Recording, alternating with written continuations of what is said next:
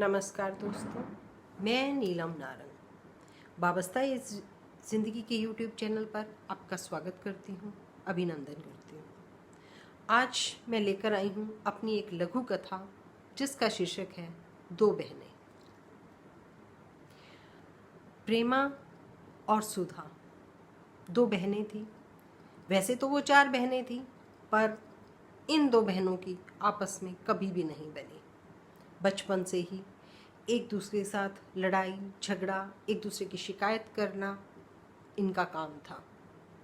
परिवार में सभी इनसे परेशान थे और ऐसे में जब बड़ी हुई, जवान हुई, तो दोनों की शादी एक ही घर में हो गई और अब वो दोनों बहनें कम, देवरानी जेठानी ज़्यादा हो गई और उनकी लड़ाई जग जाहिर हो गई।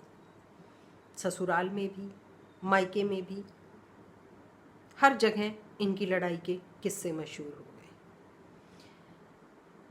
जब बच्चे हुए, बच्चे थोड़े बड़े हुए, तो थोड़ा समझदारी दिखाते हुए बस इनमें इतना ही बदलाव आया कि ये शादी ब्याह या जब सब लोग इकट्ठे होते थे तो ये लड़ती नहीं थी, बस राम राम की औपचारिकता भर रह गई थी इनमें। एक ही घर में रहते हुए, बड़ा घर था, दोनों का अपना अलग अलग घर बने हुए थे, एक ही आंगन था, लेकिन फिर भी कभी कभार लड़ाई हो ही जाती थी। ऐसे समय में धीरे धीरे बच्चे हुए, परिवार में बिखराव आना शुरू हुआ, बच्चों की शादियां हो गई और बच्चों ने अपने अपने घर बसा लिए। इस पुराने घर में रह गए ये देवर, जेठ, देवरानी और जेठानी, 4 जी। हाँ, उम्र के साथ थोड़ा बस इतना अंतर आ गया दोनों में कि अब ये आपस में लड़ती कम थी या शायद उम्र की ज़रूरतों ने एक दूसरे का सहारा बना दिया था।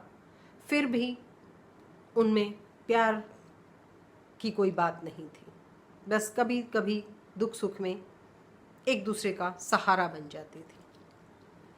और ऐसे समय में एक दिन छोटे बहन की पति की मृत्यु हो गई।